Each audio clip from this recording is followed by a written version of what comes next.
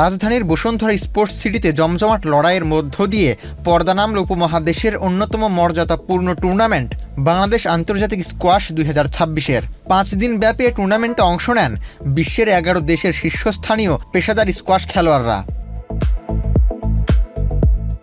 শুক্রবার বিকেলে ফাইনালে মুখোমুখি হন মিশরের জিয়াদ ইব্রাহিম ও শ্রীলঙ্কার রবীন্দ্র লক্ষ্মীশ্রী। শুরু থেকে আক্রমণাত্মক স্কোয়াশে দর্শকদের মাতিয়ে রাখেন দুই খেলোয়াড়, তবে শেষ পর্যন্ত দাপুটে পারফরম্যান্সে 3-0 সেটে রবীন্দ্রকে হারিয়ে চ্যাম্পিয়ন হন বিশ্বের 144 নম্বর র্যাঙ্কিংয়ের Ziyad Ibrahim. Gold's Gym across 30+ countries with over 700+ locations worldwide. Train anywhere, belong everywhere. ফাইনালের পর ছিল পুরস্কার বিতরণী ও সমাপনী অনুষ্ঠান। বিজয়ীদের হাতে ট্রফি, মেডেল ও অর্থ পুরস্কার তুলে দেন প্রধান অতিথি মেজর জেনারেল হাসানুজ্জামান।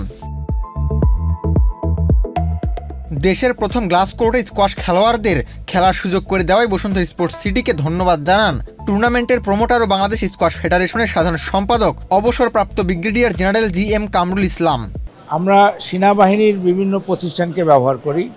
প্রথম একটা কমপ্লেক্স যেটা সেনাবাহিনীর বাইরে বসুন্ধরা করেছে, 3টা কোর্টের একটা কমপ্লেক্স। এটার প্রথম হলো এটার দোষ ত্রুটির চেয়ে সবচেয়ে বড় যে এত সুন্দর একটা সুযোগ তৈরি করা হয়েছে যেখানে ইন্টারন্যাশনাল টুর্নামেন্ট করা যায়, এবং বসুন্ধরা আমাদের ফেডারেশনকে সুযোগ করে দিয়েছে এটাকে ব্যবহার করার জন্য। আয়োজকদের প্রত্যাশা, এমন আন্তর্জাতিক আয়োজন দেশের স্কোয়াশকে আরও এগিয়ে নেবে। গত কয়েক বছরে আন্তর্জাতিক অঙ্গনে বাংলাদেশের স্কোয়াশ খেলোয়াড়দের সাফল্য বেড়েছে। লক্ষ্য এখন 2032 সালের অলিম্পিক, আর সেই লক্ষ্য পূরণে প্রয়োজন আরও আন্তর্জাতিক আয়োজন, উন্নত অবকাঠামো ও দীর্ঘমেয়াদী পরিকল্পনা। ভবিষ্যতে বসুন্ধরা স্পোর্টস সিটির স্কোয়াশ কোর্টে আরও বড় আন্তর্জাতিক টুর্নামেন্ট আয়োজনের ইচ্ছার কথা জানান বসুন্ধরা স্পোর্টস সিটির সিনিয়র নির্বাহী পরিচালক major Mohsinul Karim. And on behalf of my good chairman, I am inviting you to come again, all the foreign players especially, and to Bangladeshi players, don't mind, don't lose your heart. Definitely you will be sometime holding the same banner, and I invite all my foreign players, foreign guests to come and keep coming and joining.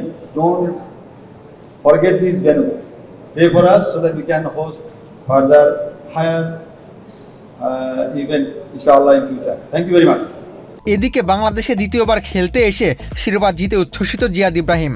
বাংলাদেশের তরুণদেরকেও স্বপ্ন ধরে রাখার পরামর্শ তার। So happy to come to Bangladesh second time, and I'm so happy to win this tournament and so happy to come here. I hope that to big tournament federation to make his big tournament.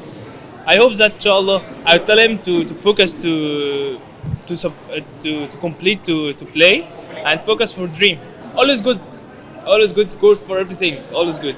চ্যাম্পিয়নের উচ্ছ্বাসে নতুনদের স্বপ্ন দেখার বার্তা নিয়ে শেষ হলো বাংলাদেশ আন্তর্জাতিক squash 2026। লক্ষ্য একটাই, আন্তর্জাতিক মঞ্চে বাংলাদেশের স্কোয়াশকে আরও উপরে নিয়ে যাওয়া। আবু তালহা, বাংলাদেশ প্রতিদিন।